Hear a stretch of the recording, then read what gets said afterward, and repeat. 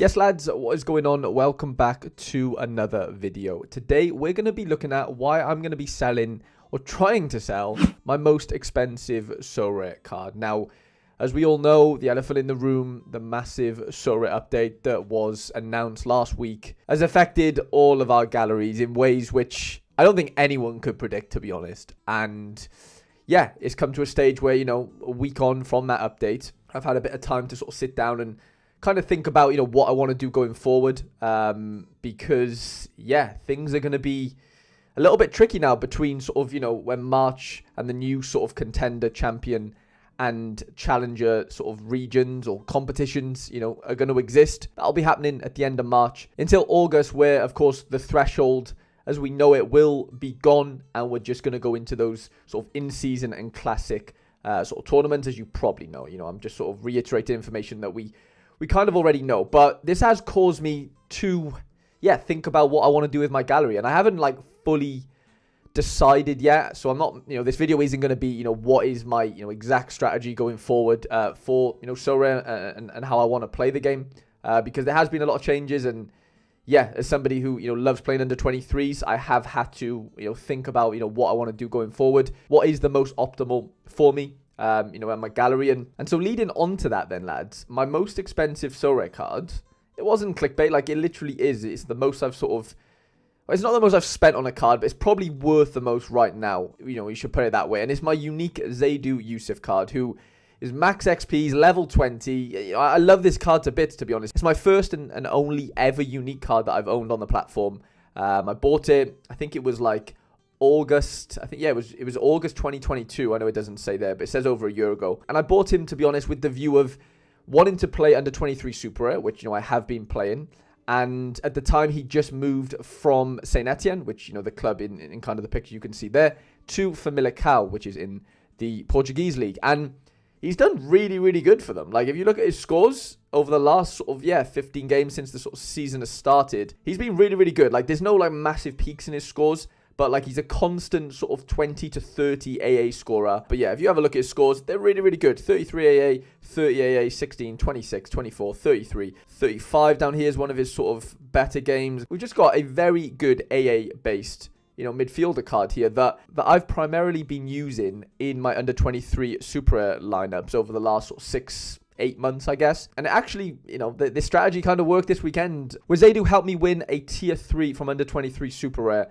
First reward I've won with him in a long time, by the way. I haven't really done that well as far as the rewards I've actually won with him. If you have a look here, I've won 3 separate awards. This will be the 4th now from this last weekend. But to be honest, I haven't really yielded anywhere near the amount I paid for him. I paid just under £1,700 for him. Yeah, at the time, it was a good deal in the sense of I was taking a bit of a risk because nobody knew how good he would score in Portugal. But having watched the player, I kind of believed in his skills, and I thought at the time it would sort of elevate me and give me that sort of bump that I needed to play under 23 Super Rare, because you could play one unique in that competition. But now, if we go back to kind of, last week and what Sorare have announced as far as, the new updates concerned, for me, a player that has one unique card and its only purpose for me has been under 23 Super Rare, I can use him in Kickoff Unique, but that is actually going as well. Kickoff Unique, Super Rare and Rare will be eradicated. And from August onwards, I still actually can use this Zaydu Yusuf unique card in the Super Rare under 23 division, but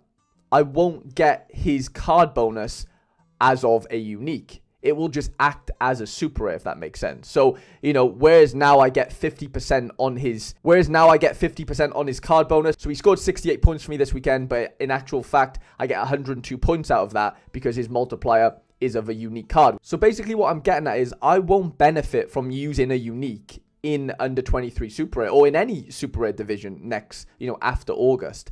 And for me, there's no point really keeping a unique card if I'm just going to use him as a Super Rare. I might as well just have the Super Rare Zaydu Yusuf because, it doesn't make any difference as far as the bonus goes. Because, the unique cards don't get, their own bonus in the Super Rare division going forward from August. So I do have to contemplate selling this card because, from August onwards, I won't be able to use him unless I go out and buy X amount of uniques, which I'm not going to do. I don't have the funds to do that. It just don't really make sense for me to keep a card of that sort of value. Now, value is, very subjective. It all depends on what somebody's willing sort of to swap or to pay for this card. Kind of, I guess the good thing is, he's playing in Portugal right now, which is in the Challenger region on Sorare. Well, will be from March onwards. So if we have a look down here, so you've got these competition structures, and yeah, you've got champions, challengers, and contenders, and the Portuguese league will fall into challengers. So yeah, this is it a little bit better here. So yeah, Portuguese league is in this middle sort of category, and yeah, for uniques, this unique card could technically play in the in-season side. You're only allowed one old season card, and Zaydu would be an old season Portuguese card, from August onwards. Or you can play him in the Classic, which I assume that's what, he'd be used for. But like a card like him, which, is a little bit tricky as well, actually, because his under 23 eligibility does run out this July. So technically, I couldn't even play him in the under 23 category, in August, because he won't be under 23 at that point. But the point still stands. Like, I can't use this uniqueness of the card anymore in that sense. Like, the fact that he's a unique, it just doesn't make sense for me to keep him in my gallery. If I had loads of other uniques from, the Challenger region, then it would make sense for me to keep him, because I could play him in, unique Challengers Classic or unique Challengers in season. So of course I'm going to need somebody that, wants this card first of all, and, I need to get, a sufficient deal sort of in place to kind of strengthen other areas, which, that'll be another video in itself, me going through like what I want to target from August onwards, as far as my strategies go. So yeah, let me know if you want to see that by leaving a like on the video. And, I'm in a sticky situation because I love the card to bits. Like, I didn't want to not ever get rid of it, because when his under 23 eligibility expires in July, I was thinking, this was before none of us knew about this update coming. I always thought, going forward, he'd be like, 25 at that point. Then he won't have under 23 eligibility, but I could easily play him in All-Star Super Rare, for example, where you can play, one unique with your 4 Super Rares. But going forward, I could still technically play him in the Challenger Classic Super Rare, but he wouldn't get his unique bonus, if that makes sense. And this is one thing I should sort of clarify. As part of this new update, you can play your cards down a scarcity. So for example, if I have a unique Zaydu, I could play him in the super rare division, the rare division, or the limited if I really wanted to. I mean, it doesn't really make too much sense to play a unique card in limited. It's just a bit of a flex. But like, you won't get any more like bonus, if that makes sense. Like, you won't get 50% bonus on your unique card playing him in the super rare or even the rare. He'll just act as if he's a rare or act as if he's a super rare. So for me, it's kind of a situation where I don't want to get rid of him, but I won't be able to use his, unique cards eligibility or sort of perks in that sense.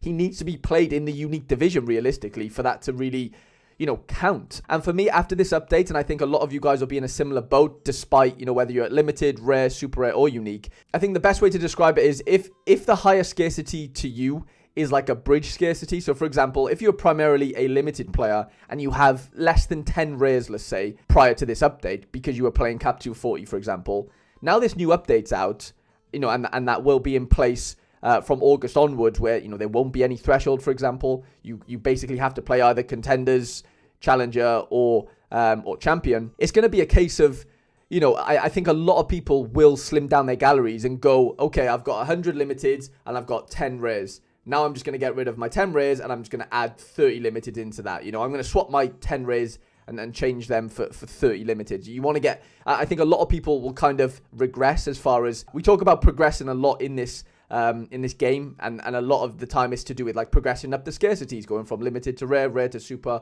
and super to unique. But I think this update meant that if you are on a bridge, in the sense of if you are a big limited player and you've just got a few rares, I think a lot of people will just go straight back down and say, you know what, I'm going to just completely sack rare off and I'm just going to go full on into limited again, rather than playing the both scarcities. For my example, I'm a rare and a super rare player primarily. Obviously, I have this unique card because he's able to be played in that super rare division right now and have the bonus.